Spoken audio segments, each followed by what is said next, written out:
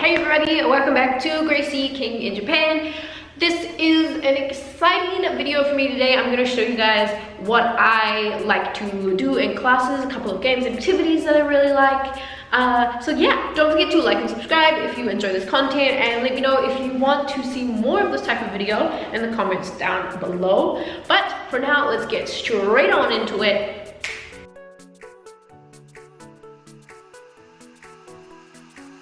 So today's first lesson is a Plants vs Zombies. This is a game that I got off a friend.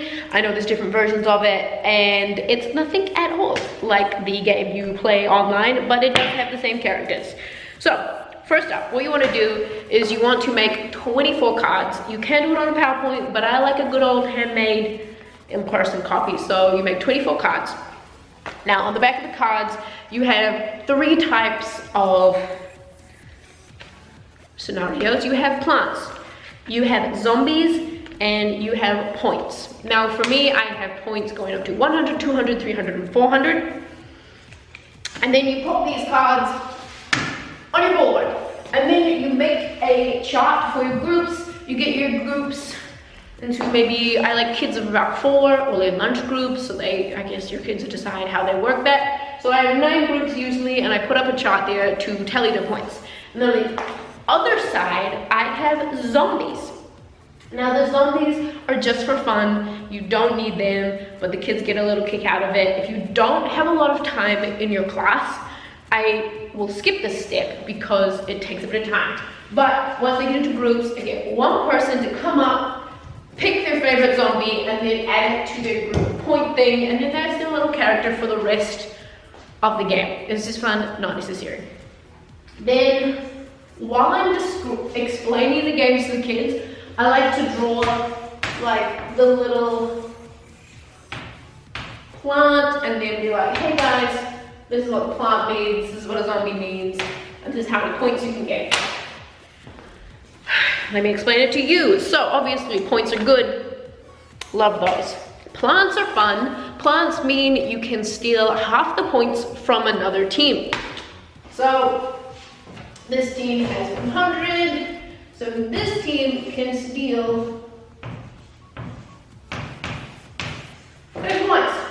Basic math. Then the zombie means you lose half your points. Straight up lose it. Sad. Okay, how do we play? So once the kids are all in their groups, you start with group number 1, and you're like, kids, what's my name? If they get the answer right, they can pick a card, and then you tally up the points however their card comes out. I usually start all the kids off with 100 points, so that means if they get a zombie straight away, they can lose half their points. So that's how that goes. Should I write that up? No. Okay. And then if they get the question wrong, then the floor opens up to the rest of the groups, and the fastest group to put up their hand can answer. And then they get to choose a card up on the board. And then the fun part about that is they could still, even though they were smarty pants and got the question right, they might still get a zombie. So it's a risky move, but it's really fun. And then if all the groups have a good go and they don't get the question right, it goes back to the original group for one last chance, and then we move on. Then you go through all the rest of the groups, everyone gets a turn, and then depending on how much time you have, usually we get through about 2 questions per group, and that takes up a good half of the class at least, depending on like if you're moving your kids along or if you're just letting them sort of soak in the moment.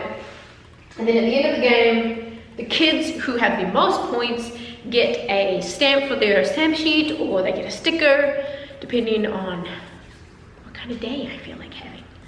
And that is how you play Plants vs Zombies.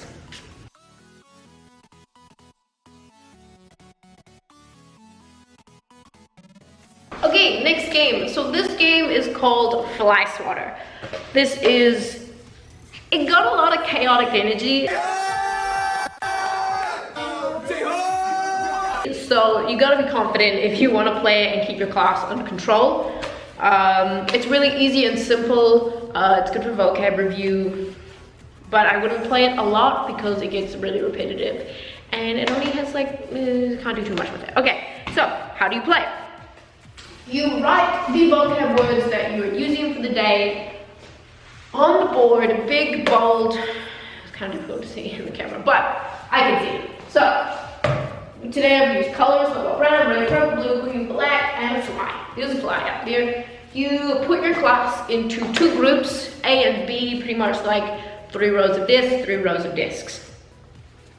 Then you get 2 students from each team to come up, grab their fly swatter.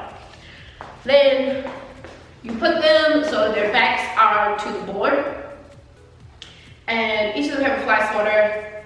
And I'm standing at the back of the classroom, so I need the whole class to be quiet so everyone can hear the word. And then I yell out a word like purple. And the kids sit around and find purple. The fastest one to hit the word purple gets a point. Bonus round, if I yell out fly, I gotta hit fly. And that is how you play fly swatter. You gotta go through every student in the class, so it can take a bit of time, so you wanna get those kids up and moving and next with this game. Before you start the game, obviously review the words with the kids, so be like brown, green, black, blue, green, and just make sure they know the vocab words before they come up to play the game. It's very easy. I like to use it as a warmer, but it does take time, so be careful. Unless you have a small class. It depends on how many students you have as to how much time it takes, but it's really fun. Moving on.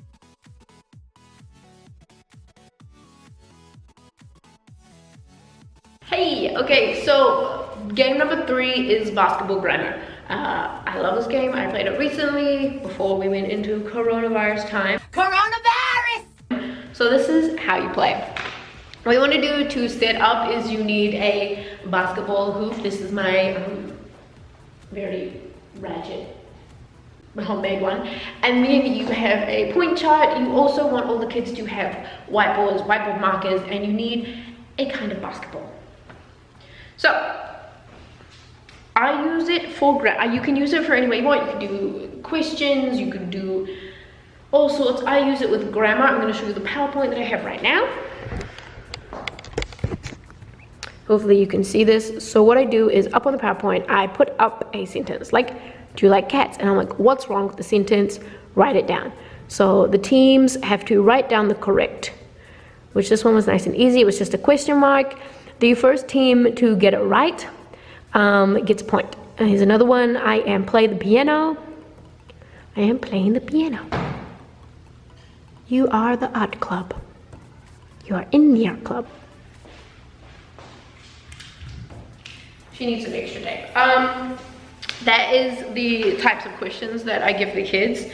And then what happens if they get the question right, they get a point. Okay, so team 1 gets a point. They're the fastest team to get the sentence right. Then bonus points, they get to come up and shoot a hoop. I get some tape and I put down a 1-point line and a 2-point line. So the kids can choose whether they want to go for the easy point or the difficult point. The basketball hoop is struggling. She needs some more tape. What will we do? I get them at the 1-point line and she shoots. Most of the time you miss. What a good time. There's a lot of pressure on the basketball club kids, which is really funny. You've got like the baseball kids who like wind up to throw it at the hoop. It was a really good time. And it's difficult to get the bonus points, so no one's really like panicking too much about the points. It's just make sure each person, a different person writes each time. And instead of having them put their hands up, because a lot of them keep writing, keep their hands up, and then I'm like, who was the fastest? You're not even finished done. So what I do is once they're finished writing, the students have to stand up and hold the board up so that I know that they've completely finished the sentence, so everyone has a fair chance. Here's a helpful hint. Don't give out your whiteboards until you've finished explaining the game, because if I know kids, they do not pay attention once they get their hands on a whiteboard marker. So that is that tip.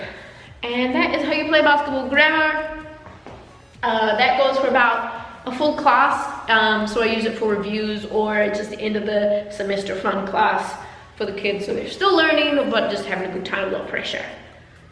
yeah. I think that's it. Those are 3 of my top high energy games that I like to play with my kids. If you want to try them out, let me know in the comments and let me know how they go. Hopefully I can do a part 2. I have so many more games to share with you guys. And yeah. And if you want, I have a stamp sheet that I've made. This one is an Animal Crossing version. So if you're interested in that, please let me know. And in the next video I can put up a link so that everyone can use it. Thanks for watching.